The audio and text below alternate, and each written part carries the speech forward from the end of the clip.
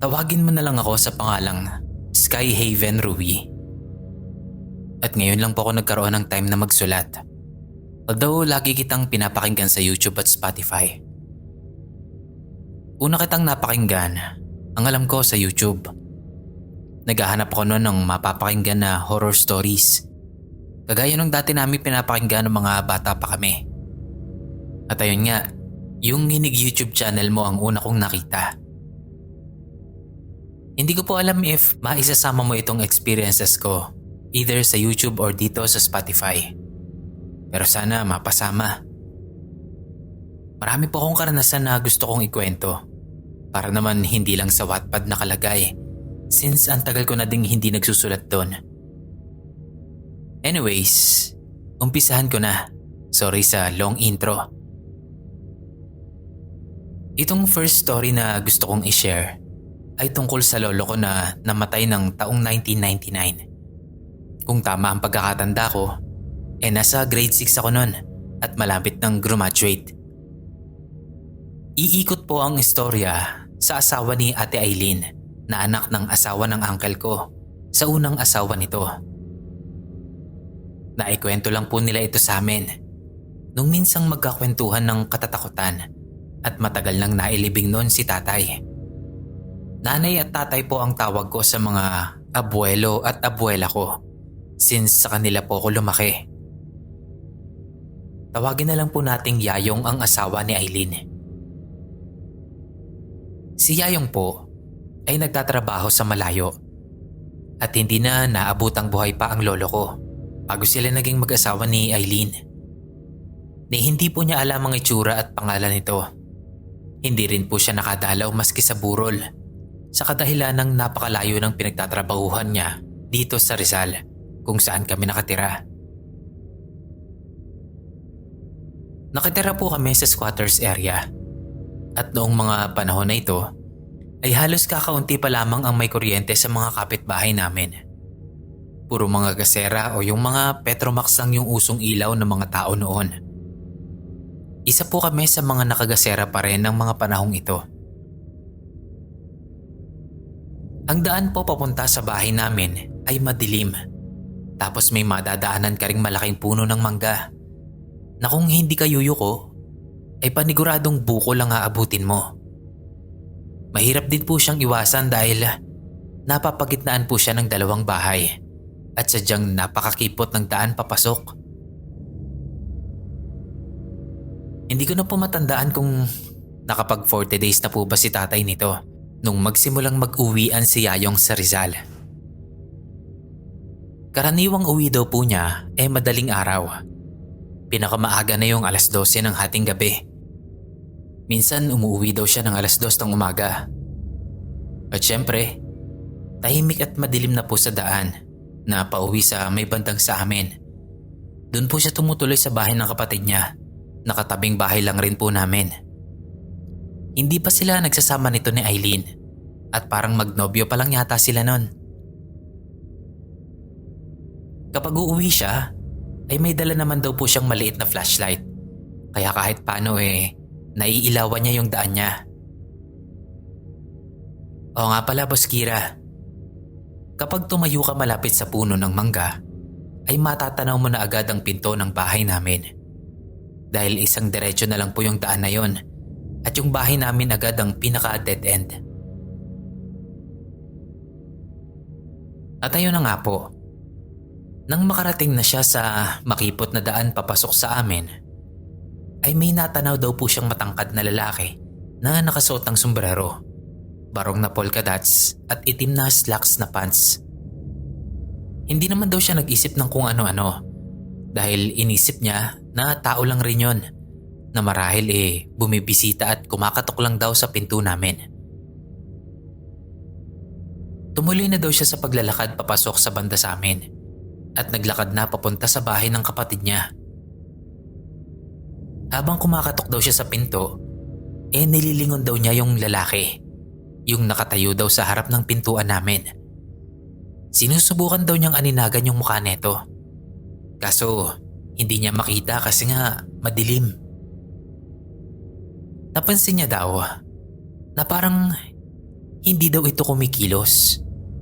Parang nakatayo lang tapos nakatitig lang sa pinto. Kuya, sino pong hanap nyo? Pamaya-maya raw po ay tanong ni Yayong. Pero hindi daw po sumagot o kumilos man lang ito. Tulog na po ata sila Manang kuya eh. Kumatok na po ba kayo? Muli niyang tanong. Pero wala pa rin daw tugon yung lalaki. Napapakamot na lang daw siya ng ulo nun. Naputol daw yung pagsasalita ni Yayong nung biglang bumukas yung pinto at sumungaw yung ulo ng kapatid niya. Sinong kausap mo dyan? Tanong daw nito sa kanya. Wala ate. Etong si kuya kasi. Nakatok. Natigilan daw po si Yayong nun. Nung paglingon niya, ay wala na yung lalaking nakatayo sa harap ng pinto namin. Asan na yun? Bilis naman maglakad ni kuya. Sabi niya sa sarili niya. Pagkatapos ay tumingin sa madilim na parte ng makipot na daan. Nung wala pa rin siyang nakita, nagkibit balikat na lang siya. Pagkatapos ay pumasok na sa bahay. Ikalawang gabi. Muling umuwi si Yayong ng hating gabi. At eto, medyo nakainom daw po siya ng mga oras na yon.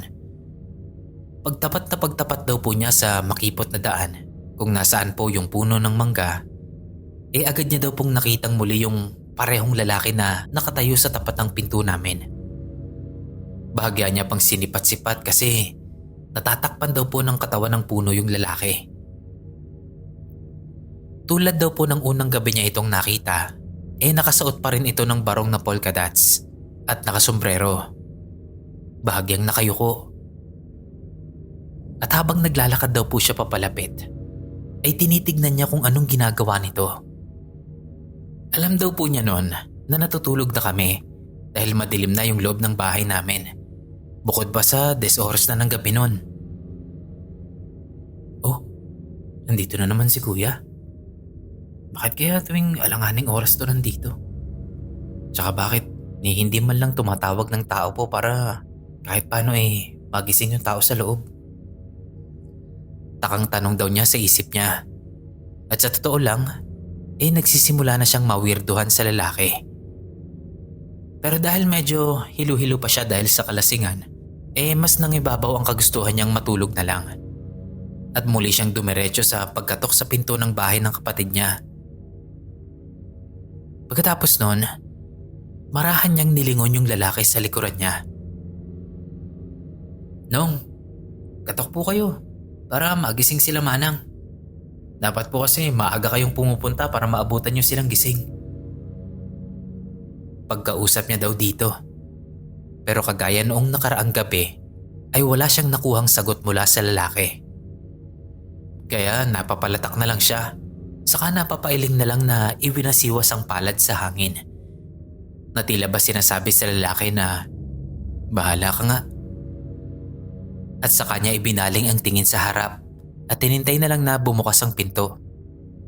Hindi niya na daw nakita kung umalis na ba yung lalaki kasi agad na siyang pumasok sa loob ng bahay pagkabukas ng pinto.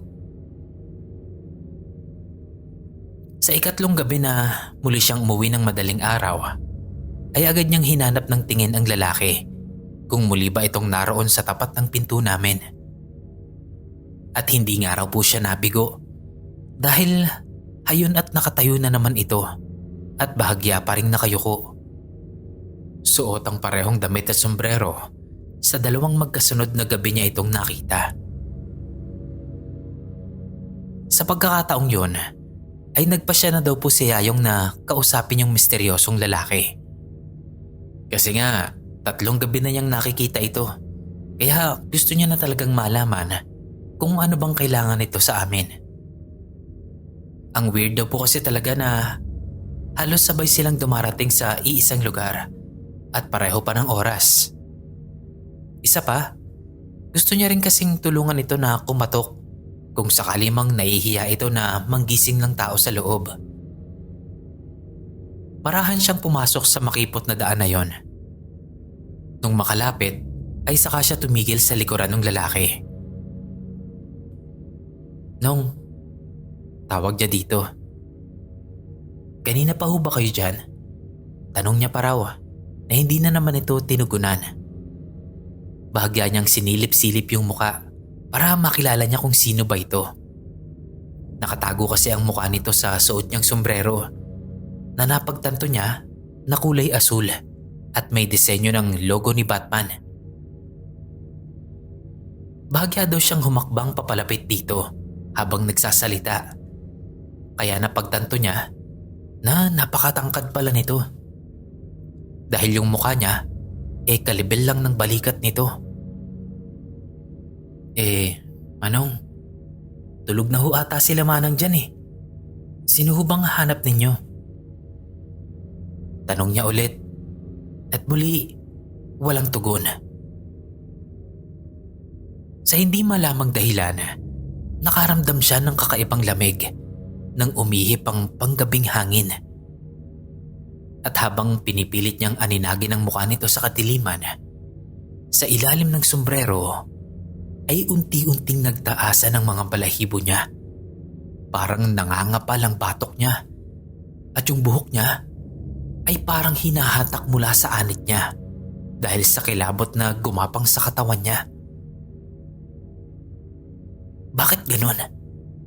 Ang lapit-lapit na raw niya dito. Dapat sa mga oras na ito nasanay na yung mata niya sa dilim. So dapat kahit paano, maaaninag na nito yung mukha ng lalaki. Pero bakit parang ang labo? Muli niya itong tinawag. Manong? Mahina niyang sabi. At saka daw po unti-unti niyang iginilid ang tingin niya sa mukha nito para silipin kung anong itsura nito sa ilalim ng sombrero. Dahan-dahan niya rin daw pong itinaas ang kamay niya para tapikin ang balikat ng lalaki. Mula sa gilid ng mga mata niya ay naaninag niya raw po ang pagbukas ng pinto sa bahay nila Ate Maggie, yung kapatid niya po. Yayong? Dinig niyang tawag sa kanya ng ate niya. Sumanyas raw siya dito ng saglit lang at saka sinilip ang mukha ng nakayukong lalaki. Nong? Naiwang nakangangaraw po ang bibig niya nang tuluyang tumampad sa kanya ang mukha ng lalaki. Lumingon na raw ito sa kanya kaya naka-face to face niya ito. At hindi daw po malaman ni Yayong kung paano pa siyang nakapasok sa bahay nila ng ate niya dahil sa kilabot na naramdaman nang makita ang mukha ng lalaki sa ilalim ng sombrero. Ang sabi po ni Ate Eileen, inisang hakbang lang daw ni Yayong yung pinto nila na merong hanggang tuhod na abatan at takot na takot daw po ang mukha nito. Yung abatan po ay harang sa pinto para hindi makalabas yung bata. Basta para makapasok ka ron, kailangan mo itong hakbangan ng mataas. Kasi kung hindi, masasalapid ka. Sorry, ang hirap explain Kinabukasan na lang daw nagawang ikwento ni Yayong sa ate niya kung ano yung nakita niya nung gabing yon. Ayon po kay Ate Eileen, ang sabi po ni Yayong malabo ang mukha ng lalaking nakita niya na meron lang 2 butas na nagsisilbing mga mata nito marahil at ang bibig daw nito ay nakanganga.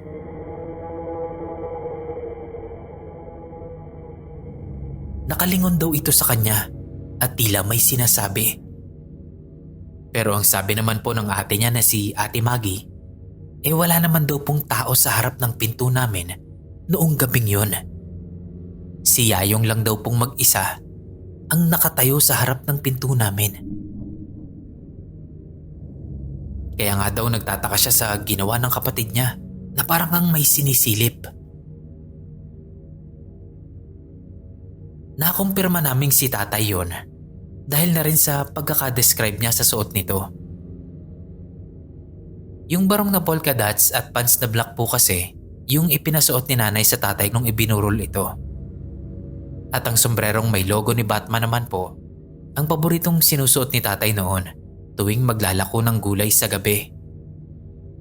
Ito po kasi yung hanap buhay ni tatay noong nabubuhay pa siya. Ang sabi po ni nanay, baka daw po nagpakilala lang si tatay kay Yayong dahil nga nobya niya si Ate Aileen noong mga panahong ito. Isa marahil sa paraan ng pagpapakilala nito na huwag sasaktan at mahalin nito si Ate Aileen.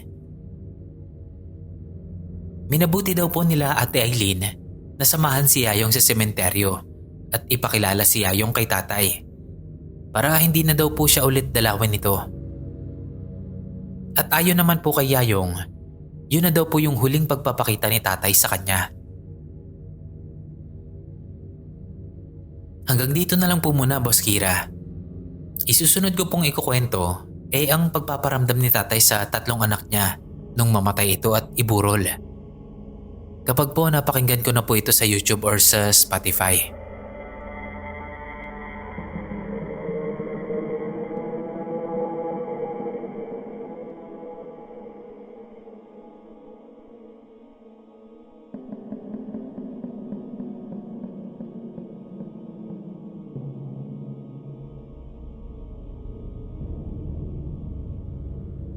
Good day po, Sir Kira, at sa lahat ng mga tagapakinig niyo po.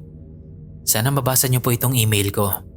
First time ko pong magsisend ng story sa inyo pero matagal na po akong listener since 2023 pa. Ever since na mag-college ako, kayo na po ang pinakikinggan ko tuwing gumagawa ako ng plates sa gabi o kahit sa araw. Napakinggan ko na rin po lahat ng stories niyo sa YouTube at Spotify. Kailan po pala mag-a-update yung kuyang? Anyways, ang haba na pala ng sinabi ko pero itago nyo na lang po ako sa pangalang May. I think pasok itong story ko sa haunted house stories nyo. Maikli lang po itong story ko. Hindi ko rin sure kung nakakatakot ba ito para sa iba. Pero ako, nakakatakot na karanasan ko ito at hindi ko ito malilimutan. Kung may mga maliman po sa pagkakasulat ko, pa-edit na lang din po. Salamat. So ito na po yung kwento. Simulan ko na. Ito pong storya ko ay nangyari noong bata pa ako. Hindi ko po matandaan kung anong edad ako nito. Siguro mga 10, 11 or 12 years old pa lang ako nito. Galing kami sa galaan noon na buong pamilya. 4 kami. Si mama, papa at yung kapatid ko na bunso. Birthday ng isa sa amin noon. Hindi ko na po matandaan kung sino sa amin. Kung sina mama o papa ba o yung kapatid ko. Basta galing po kami sa mall noon. For context lang po, doon po kasi sa daan pa uwi sa amin, compound lang po yun. Bale, 2 compound po yun na magkatabi. Tapos yung tita ko po at yung anak niyang 2, doon sila sa kabilang compound nakatira. Tas kami naman pong pamilya, andoon po kami sa kabila. Bale, mauuna naming madadaanan yung bahay ng tita ko. Kasi bandang bungad lang yung bahay nila. Tapos yung bahay namin, nasa may bandang dulo pa. So ito na nga po. Pauwi na kami. Gabi na. Naghahabulan kami ng kapatid kong bunso. Tapos naunahan niya ako. Tumakbo na siyang pauwi sa bahay namin. Bago pa lang tumapat doon sa bahay ng tita ko, nadidinig na namin na tinatawag ni tita yung kapatid ko. Iyan. Iyan. Iyan. Iyan. Yan po yung naririnig namin, Sir Kira. Tapos since nga po tumatakbo yung kapatid ko pa uwi, hindi niya na pinansin yung pagtawag ng tita namin. Dire-diretso lang siya sa pagtakbo pa uwi. Di itong si mama, sabi sa akin, ako na lang daw yung pumunta sa bahay ni tita kasi baka raw may kailangan. Di umikot ako sa may kanto ng compound namin tapos pumunta ako sa compound kung saan nakatira si tita. Sina mama at papa, Hindi na ako hinintay nun. Umuwi na rin sila sa bahay. Eh di eto na nga. Nasa tapat na ako ng gate ng bahay ng tita ko. Eh di binuksan ko yung gate. Medyo mahirap pang buksan yung gate nila kasi luma na rin yung bahay. Pagpasok ko sa gate ng bahay nila, bumungad yung aso namin sa harap ng pinto ni na tita. E di nilaro ko muna yung aso namin habang tinatawag ko yung tita ko. Tita? Tita? Saan ka po? Yan po yung mga sinabi ko noon. Tapos binuksan ko rin yung bintana nila para makita ko kung may tao sa loob. Putya, Sir Kira. Pagbukas ko ng bintana, walang tao sa loob ng bahay. Buhay lang yung ilaw sa loob. Pero walang katao-tao. Nung oras na yon, hindi pa ako ginapangan ng takot. Ang ginawa ko, nagpunta ako sa likod ng bahay nila tita na sobrang dilim. Dito na ako kinabahan. Kaya nung mapagtanto ko na wala si tita sa bahay nila, umalis na ako. Binilisan ko na yung paglalakad tapos yung gate nila, hindi ko na naisara ng maayos. So edi umuwi na ako sa bahay namin. Putek, Sir Kira. Nagulat ako kasi pagdating ko sa amin, nandoon yung tita ko. Nakahiga sa sofa namin at nanonood ng TV kasama yung pinsan ko. Bungad agad sa akin ni na mama pag uwi ko. Sino raw yung tumatawag sa kapatid ko? Sabi ko naman, hindi ko alam. Pero boses talaga ni tita yung nadinig ko nun. Tas paulit-ulit niya pang tinawag yung pangalan ng kapatid ko. Grabe yung kilabot ko nun, Sir Kira. Buti na lang hindi na naulit yung pangyayari na yon. Hindi naman ako na-trauma sa nangyari na yon. Kasi pagkatapos nun, pumupunta pa rin naman ako sa bahay ng tita ko. Pero sabi sa akin ng pinsan ko, may something raw talaga sa bahay na yon. Since matagal nang hindi natirhan. Tapos sila na lang ulit yung gumamit. Naging imbaka na po kasi yung bahay na yon ng mga sanga ng puno. Tapos sabi pa ni tita, yung aso namin, meron daw lugar doon na ayaw na pinupuntahan. Bale, dyan na po nagtatapos ang kwento ko, Sir Kira. Ito lang po muna yung masishare kong story. Sa susunod na lang po yung iba ko pang karanasan kapag nagka-oras na ulit. Salamat po kung mababasa o mapipili itong story ko. God bless and more power po sa inyo. Salamat.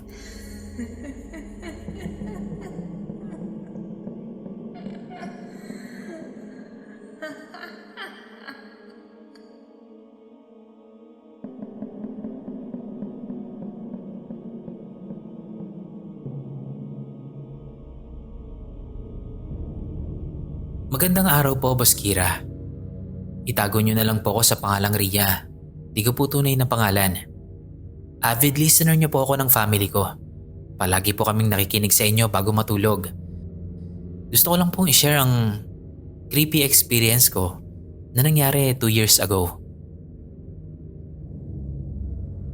Isang gabi po noon, habang naghahapunan kami ng parents ko, bigla naming napag-usapan ang tungkol sa mga aswang. Ako naman, kahit natatakot na go pa rin ako sa pakikinig ng mga nakakatakot na karanasan nila. Sa kalagitnaan ng pag-uusap namin, bigla na lang kaming nakaamoy ng masangsang na amoy. As in mabaho. Yung parang nabubulok na laman o karne. Bigla pa akong nakaramdam ng pagsusuka at bigla akong nawala ng ganang kumain. Agad namang sinabihan ng mama ko na lumabas si Papa para tignan kung ano yon at kung saan nanggagaling yung masamang amoy na yon. Pagbalik ni Papa sa loob ng bahay, sabi niya, wala raw siyang nakita. Inikot niya na daw yung buong bahay pero hindi niya mahanap-hanap kung saan yun nanggagaling. Tumagal din yun ng ilang oras, Sir Kira. Talagang nabulabog yung paghahapunan namin nun. Hindi na namin natapos yung pagkain kasi sobrang masangsang yung amoy. Talagang makapanindig palahibo. Hanggang ngayon, Kinikilabutan pa rin talaga ako sa nangyari na yon. Yun lang po. Maraming salamat, Boss Kira. Sana ma-share nyo rin po ito sa channel ninyo para mapakinggan din ito ng listeners ninyo. Yun lang po. Salamat and God bless.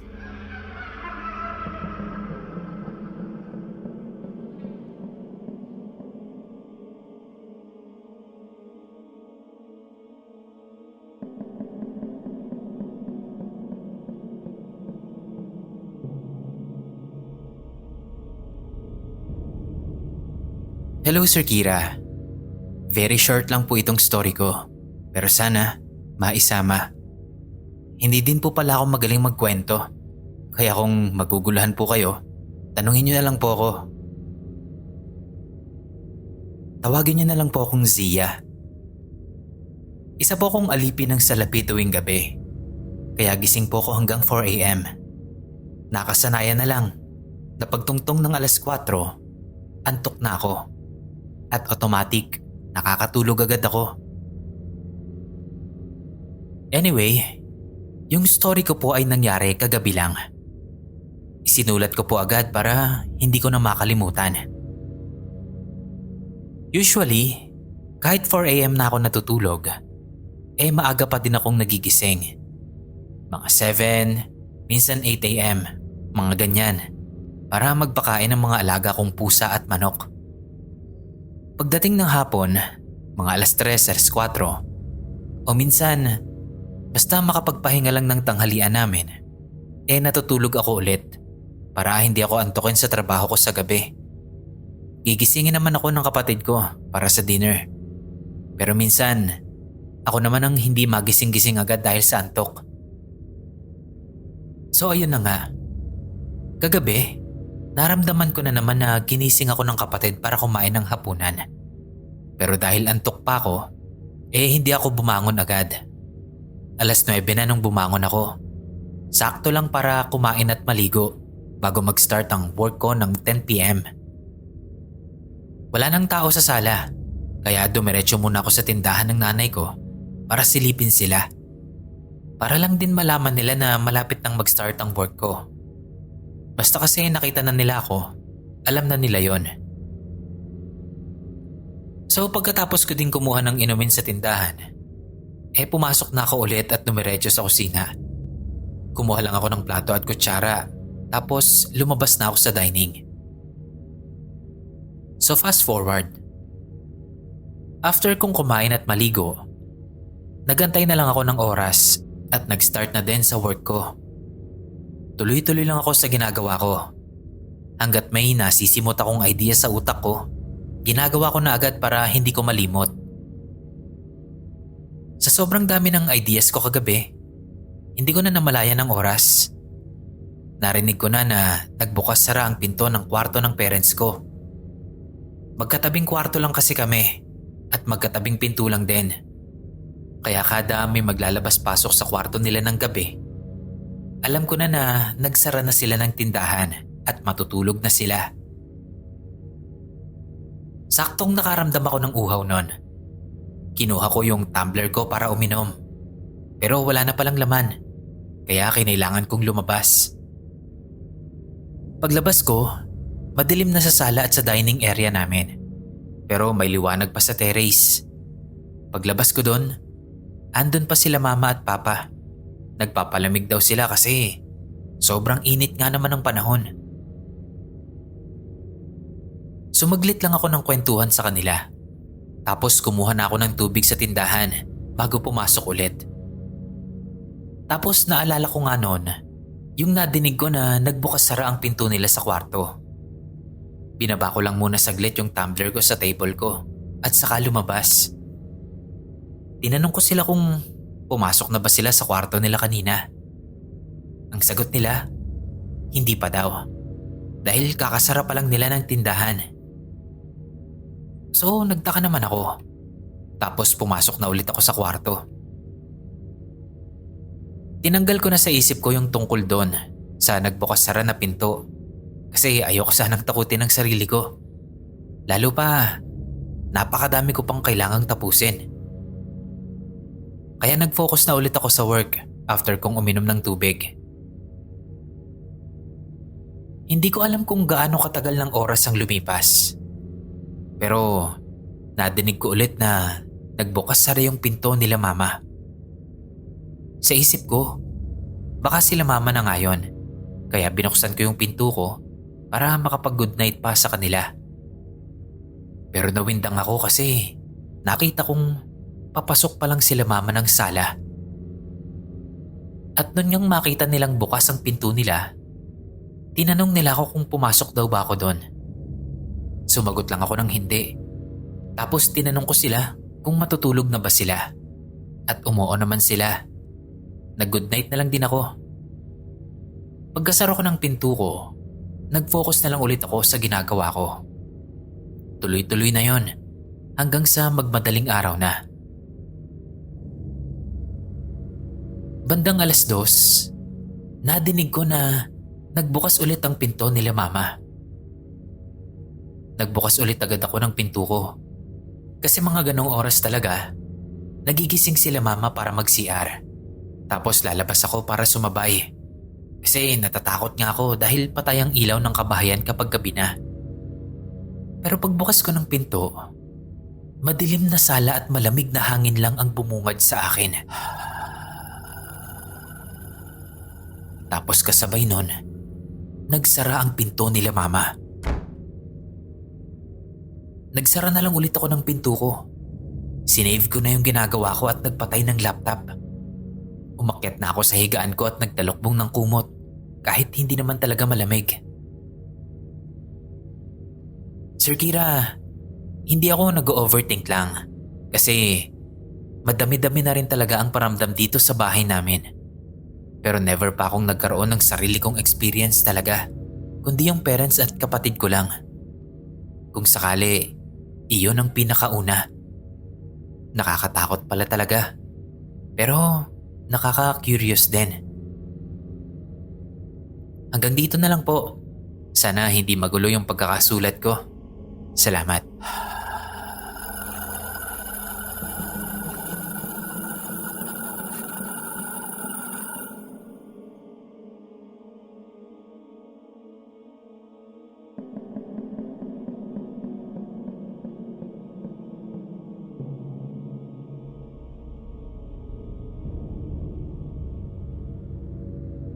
Hello Sir Kira.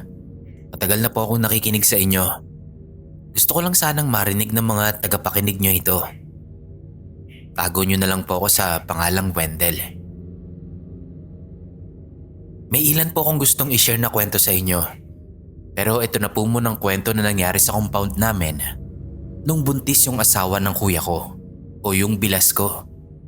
Pati na yung kapitbahay namin. Pati na rin po yung kwento ng tropa ko na nalaglagan ng putol na kamay sa balikat galing sa kisame. Tapos gumapang yun sa ilalim ng mahabang upuan. Simulan na po natin. Ito po yung kwento sa bilas ko. Bale, gabi yun. Nasa bahay na kami at natutulog. Noong mga 2:00 ng madaling araw, narinig ko na may naglalakad sa bubong ng bahay namin. Nagising po ako noon kasi dinig ko talaga yung hakbang sa bubong namin. Bahagya pang lumulubog yung yero. Halata mong may tao. Magagalit na sana ako noon. Pero biglang may pumagas pa sa taas. Yung tunog na parabang merong malaking manok na ihinagis. Tapos nag-plak-plak-plak yung tunog ng pakpak nito. Ganoon yung tunog. Pabalik-balik yun sa bubong ng bahay ng kuya ko at sa akin. Kasi mga 4 na di pa lang ang layo ng bahay ko mula sa bahay ni kuya. Maliit lang naman ang bahay ko.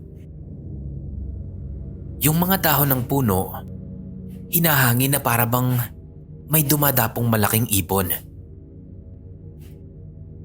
Ang compound po kasi namin, Sir Kira, ay mayroong malaking puno ng santol, mangga at bayabas.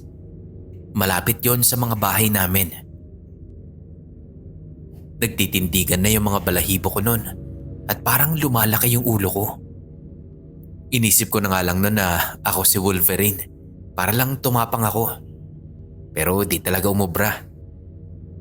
Iba pala talaga kapag ikaw na ang naka-experience. Lalo na kapag ikaw lang mag-isa.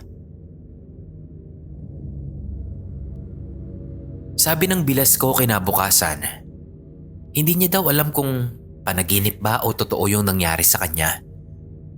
Kasi nung gabi raw, parang nanaginip siya na nakapwesto siya sa may bintana. Tapos sinusuklayan daw siya ng isang matandang babae na mahaba ang buhok. Nasa labas daw ito ng bintana at nakakatakot yung itsura nito. Pero lumipas naman po ang 5 buwan na wala naman pong nangyayari sa baby niya. Hanggang sa makapanganak na nga po siya. Yung sa kapitbahay naman po namin nung buntis siya, palagi daw may kumakatok sa pinto nila. Kakatok, sabay mawawala. Pag binagbuksan ng pinto, wala naman daw.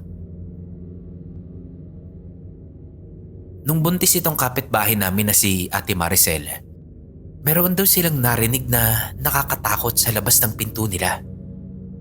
Parang atungal daw ng aso na nagagalit na hindi mo malaman. Medyo malakas pa nga daw yun kasi nanonood sila ng kapatid niya nun sa sala eh. Malapit lang yun sa pinto katabi ng bintana. Sinisilip daw nila pero wala naman silang nakikita. At dahil sa takot na rin, nagdasal sila at naghagis sila ng asin sa pinto. Pagkatapos nun, ayun, nawala. Tapos yung bubong nila na parang pinagtagpi-tagpi lang doon sa may kusina, dinig nila na para daw may nagtutungkab. Kaya lagi daw nilang nakikita na umaangat yun. Wasak daw yung yero na parang tinupi ng tao. Tapos meron pang bakas ng mga kaskas ng kuko. Ilang beses pa nga raw po yung nangyari. Pero wala naman daw pong nangyari sa anak nila. Nakapanganak naman po siya ng maayos.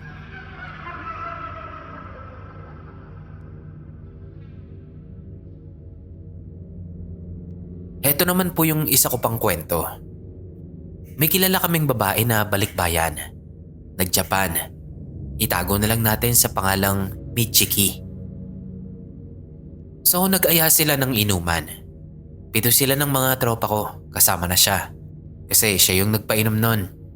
At doon yun sa apartment na inuupahan niya, sa 2nd floor.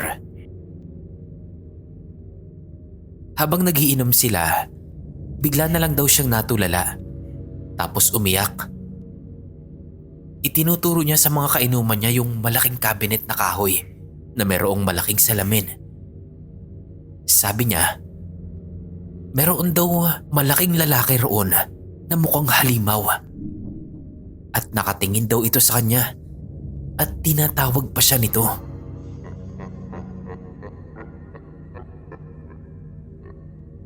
Sa takot, nagtatakbo daw siya palabas ng apartment niya. Oo nga pala Sir Kira, lumang bahay na po yun na malaki. Tapos sa baba nun, inayos at ginawang studio type. Tapos i-divide sa ilang kwarto.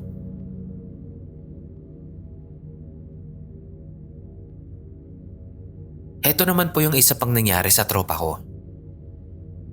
Sa 1st floor daw ng inuupahan niya, kung saan umuupa yung tropa ko na nagbabanda. Bale, kwento po ito ni Janjan at ni Aris. Kasama yung 2 kabanda nilang babae. Mga 7:30 PM daw, nagpa-practice si Janjan ng electric guitar. Habang nakatayo siya, ay may narinig silang tuktok sa kisame ng 1st floor na para bang may tumatakbong malaking daga. Yung kisame nga pala Sir Kira, 2 plywood lang na pinagdikit. Nung pinipihit na daw ni Janjan yung gitara para timplahin yung sound at i-testing, bigla daw bumagsak yung kisame ng konti. Ngumanga yun ng halos kasya na yung pusa na malaki. Nalaglag pa nga raw po yung mga alikabok. Sabi ni Janjan naingayan daw yata sa kanila. Sabay tawa nila. Yung dalawang babae na kasama nila ay nasa gilid lang at nanonood. Meron daw po kasing mahabang upuan doon sa likod nila. Nakasya ang 5 tao. Sabi lang ni Janjan nun, hindi pa naman siguro bibigay yung kisame. So nagtuloy sila sa pagpapractice. Habang nanonood yung 3 sa kanya, ay may bumagsak na kung anong itim sa balikat niya. Tapos gumapang daw yun papunta sa ilalim. Natulala yung 3 saglit, tapos nagtatalon yung 2 babae. Nagsisisigaw na lumabas, hila-hila si Aris. E di sumunod si Janjan. Paglabas nila, tinanong niya kung bakit nagtatakbo yung mga yon. Eh daga lang naman daw yung bumagsak. Grabe naman daw silang maka-overreact. Pero ang sabi ng 3 kay Janjan, pinapalabas na siya doon. Basta daw, lumabas na lang agad siya. Pagkalabas nga nila, ay saka nila sinabi kay Janjan kung ano yung bumagsak. Namumutla pa yung 3. Tangi, hindi mo ba nakita? Putol na kamay yung bumagsak sa balikat mo. Siyempre nagulat si Janjan. Ang sabi pa nila, maitim na babalahibong putol na kamay daw yung nakita nila. Sinlaki lang din ang normal na kamay ng lalaki. Pagkatapos ay gumapang yun ng mabilis sa ilalim ng inuupuan nila. Nambutla rin si Janjan sa takot nung malaman niya yon. Sa takot na naramdaman nila, ay tinawag nila yung caretaker ng apartment. Sinabi nila kung anong nangyari. Pag-angat daw nila ng upuan, ay wala naman silang nakitang kung ano. Pero kita ng caretaker na bumagsak nga yung kisame. Yung bahay na yun nga pala, Boss Kira, commercial po o tabing kalsada lang. Halos katapat lang yun ng Camp Crame. Hanggang dito na lang po, salamat. Pasensya na nga pala kung medyo magulo yung pagkakasulat ko. Pero sana na-enjoy nyo rin po ang kwento ko.